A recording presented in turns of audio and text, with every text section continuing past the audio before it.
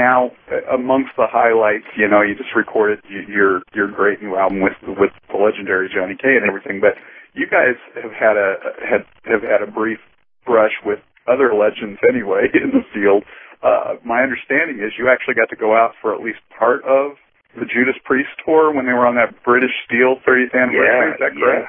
Yeah. What was that experience like for you? That was incredible. I think we did maybe it was 2 months, like during the summer of '09. It was just incredible. It was us and Whitesnake and Judas Priest, and halfway through the tour, Whitesnake, you know, they had to pull off the tour. I mean, Coverdale got sick. Yeah, he got sick, so he pulled off. So they didn't even bring another band in. We were just direct support for Priest. Talk about intimidating at first. It was incredible. You know, it was funny because, you know, Priest fans are diehard and they boo you.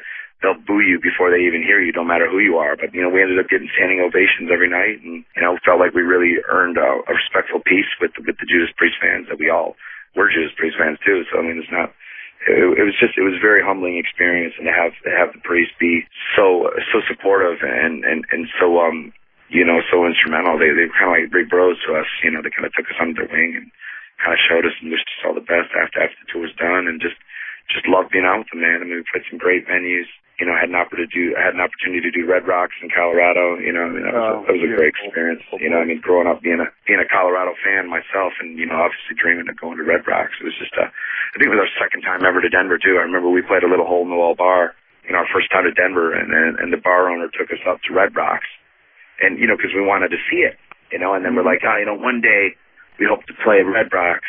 And then the very next time, you know, we come back to Denver, we're playing Red Rocks. It was insane. It was like 6 months later, you know, so it was crazy.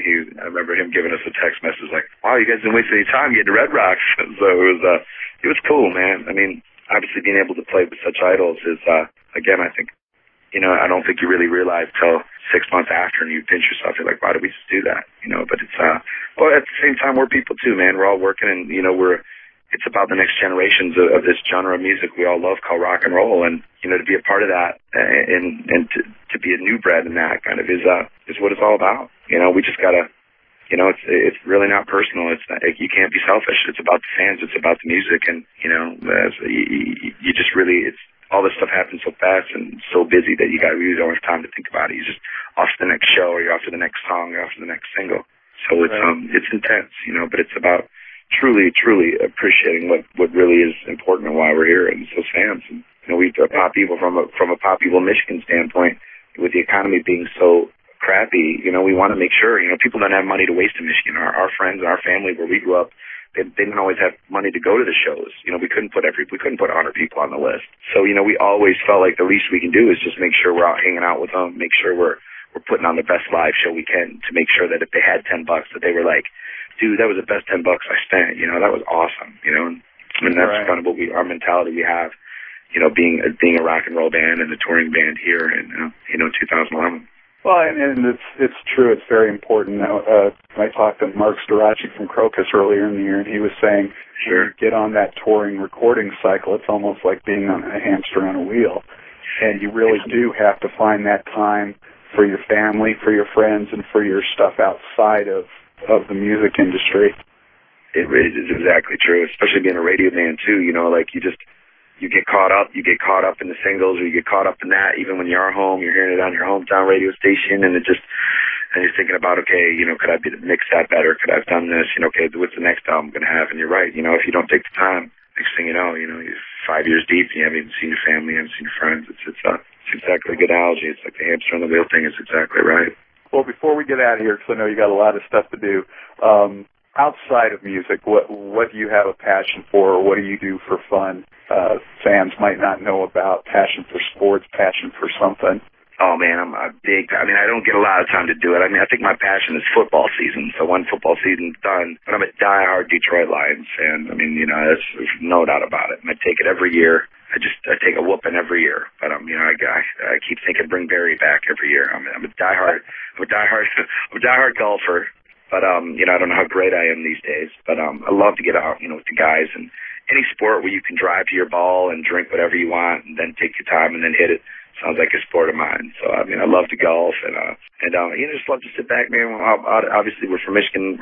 We love the Great Lakes. We love to sit out at the beach and, get yourself a little toddy and just hang out and with the ladies and do your thing. That's a good thing for me, man. Feel that wind kind of blow back with the acoustic guitar in your hand and just do what we grew up doing, playing that guitar and trying to just sing collectively with your friends is what it's about for me.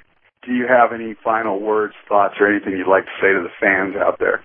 Yeah, I mean, I'd like to say to the fans out there, whether it's Pop Evil or any, especially new bands, it's harder for us to give you new music. So the least you can do is when you find that band that you like, support them. Go to their .com, go to their Facebook, buy their singles, obviously buy their albums, and spread the word. I mean, it's a changing landscape here in this music business, and it gets harder and harder for bands to stay around. So if you like a band, support them. I mean, go to the shows, take the time for them. Now more than ever, we need your help.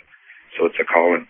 And to all our Pop Evils out there and to all the Evil Nation, we can't thank you enough for the support. We love you. We're fighting for you guys on the inside. We need you to come and support on the outside. So we love you. Hope to see you at a show soon.